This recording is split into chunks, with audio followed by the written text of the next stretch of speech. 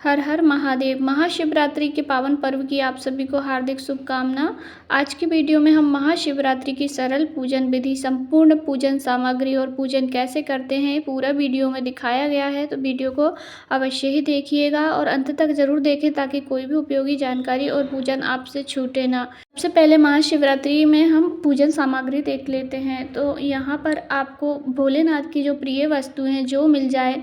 आंकड़े के फूल लिए हैं हमने यहाँ पर। आंकड़े के फूल भगवान भोलेनाथ को अति प्रिय हैं। साथ ही दूसरे अलग फूल हैं जो गणेश जी के लिए, माँ गौरा के लिए अर्पित किए जाते हैं। यहाँ पर आंकड़े के पत्ते हैं, ये धतूरे के पत्ते हैं। साथ में हमने यहाँ पर समी पत्र ले लिए हैं, बेल पत्र ले लिए हैं, दूर्वा घास ले लिए है। गणेश जी को दूर्वा घास अति प्रिय है और बेलपत्री आपको पूजन में ज़रूर से लेनी है, जितनी भी मिल जाए। यहाँ पर मुझे भी बहुत कम बेलपत्री मिली है। साथ में हमको यहाँ पर पत्र भी भोलेनाथ को अति प्रिय है और एक समी का पत्ता चढ़ाने से हमें अनंत गुना फलों की प्राप्ति होती है, तो आप समी पत्र भी अवश्य ही रख लें। ये हमारी हो गई सामग्री। अब इसके बाद हमें 1 लोटा शुद्ध जल चाहिए और जल में आपको गंगा जल ज़रूर से ही मिलाना है। थोड़ा सा गंगा जल मिला लें। गंगा जल मिलाकर भोलेनाथ का अभिषेक करने से अनंत गुना फलों की प्राप्ति होती है और शीघ्र मनोकामना पूर्ति होती है। उसके बाद हमने यहाँ पर पंचामृत ले लिया है। दूध, दही, शक्कर, शहद और घी, इन पांचों चीज़ों को मिलाकर पंचामृत बनता है। आप इन्हें अलग अलग भी ले सकते हैं और एक साथ भी ले सकते हैं। उसके बाद थोड़े से चावल के दाने या 108 चावल के दाने ले लेने हैं, खंडित नहीं लेना है। गेहूँ के दाने लेने हैं, गेहूँ के दाने वंश में वृद्धि करते हैं। साथ में भूरल लेना है, गुलाल लेना है। भूरल जो चमकना रहता है उसे भूरल बोलते हैं और गुलाल भी, होली आ रही है तो भोलेनाथ को गुलाल भी अवश्य ही अर्पित किया जाता है महाशिवरात्रि पर। साथ में हमने चंदन ले लिया है। आप पीला चंदन या अष्टगंध चंदन, सफ़ेद चंदन जो हो वो ले सकते हैं। कमल गट्टे लिए हैं। कमल गट्टे चढ़ाने से माँ लक्ष्मी की कृपा प्राप्त होती है। साथ में कुछ काले तिल ले लिए हैं और जो भी सामग्री आपके पास भोलेनाथ की प्रिय वस्तुएं हैं वो आप ले सकते हैं। और यहाँ पर बेर बहुत ही उपयोगी है क्योंकि महाशिवरात्रि में बेर का भोग अवश्य ही चढ़ाया जाता है। बेर आप अवश्य ही चढ़ाएं। बेर के बहुत सारे उपाय भी हैं जो पूज्य गुरु जी ने बता रखे हैं। तो अब पूजन आप पार्थिव शिवलिंग बनाकर भी कर सकते हैं और घर में जो शिवलिंग है, छोटा सा शिवलिंग, उनकी भी आप पूजन कर सकते हैं। तो मैं यहाँ पर पहले आपको घर में जो शिवलिंग है उनकी पूजन करके दिखाऊंगी। यहाँ पर माँ गौरा के लिए, जगत जननी के लिए कुछ सुहाग की सामग्री ले ली है क्योंकि शिवरात्रि के दिन माँ भोलेनाथ और माता पार्वती का विवाह भी हुआ था और प्रथम शिवलिंग की स्थापना भी हुई थी। तो इस दिन हम भगवान भोलेनाथ को हल्दी कुमकुम भी चढ़ाते हैं। वर्ष में केवल एक शिवरात्रि ही ऐसी होती है, महाशिवरात्रि, जिस पर भोलेनाथ को भी हल्दी अर्पित की जाती है। तो थोड़ी सी हल्दी कुमकुम भी रख लें आप। और माँ गौरा के लिए थोड़ा सुहाग की सामग्री आप चाहें तो 16 सामग्री भी रख सकते हैं, या तो आप मेहंदी, सिंदूर, चूड़ी, ऐसे करके 5 सामान रख सकते हैं सुहाग के।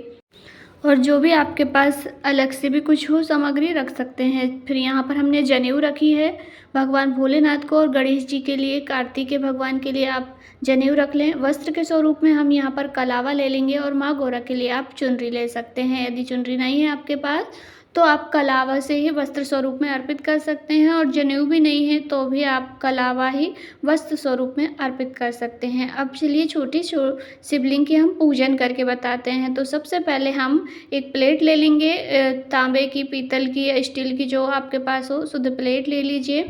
उसमें चंदन से एक स्वास्तिक का निर्माण करना है। स्वास्तिक का निर्माण करने के बाद भगवान को वहाँ पर विराजित कर दीजिए। आपके पास भगवान का कोई फोटो स्वरूप है, माँ जगत जननी गौरा पार्वती और शिव परिवार की आपके पास फोटो है तो आप वो भी रख सकते हैं। पर शिवलिंग पूजन का सबसे ज़्यादा विधान है और सभी जानते हैं कि शिवलिंग में ही समस्त पूरा शिव परिवार होता है। तो हम पहले भगवान के शिवलिंग को हम जल से अभिषेक करेंगे।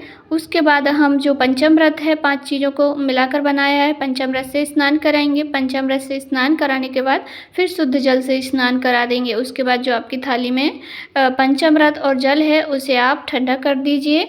तुलसी मैया के गमले को छोड़कर आप किसी भी गमले में उसे ठंडा करके फिर हम भोलेनाथ की शिवलिंग का श्रृंगार करेंगे।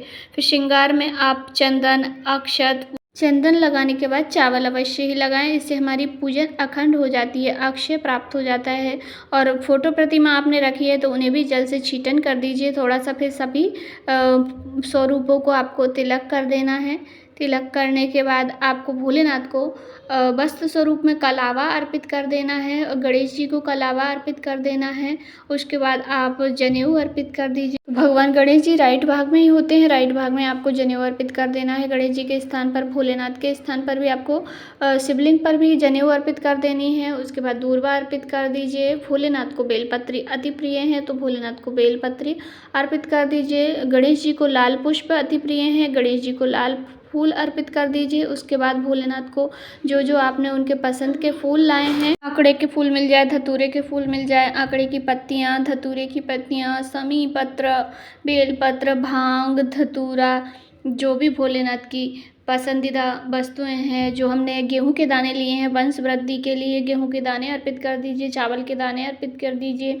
उसके बाद बाबा को बूढ़ गुलाल और आपको इत्र भी यहाँ पर समर्पित करना है। आप फोटो में प्रतिमा में भी इत्र लगा दीजिए। उसके बाद माँ गौरा माँ जगत जननी को आपको चुनरी उड़ा देना है। चुनरी लाए हैं तो यह वस्त्र में कलावा अर्पित कर दीजिए। और जो सुहाग की सामग्री आप लाए हैं सामग्री माता गौरा को छुआ करके स्पर्श करा कर रख देनी है। यदि आपने फोटो प्रतिमा नहीं रखी है तो आप शिवलिंग में ही जलाधारी में माँ गौरा का स्थान होता है वहाँ पर स्पर्श करा कर रख दीजिए। उसके बाद बेर फल जो है, बेर फल का भोग अत्यंत ही आवश्यक है।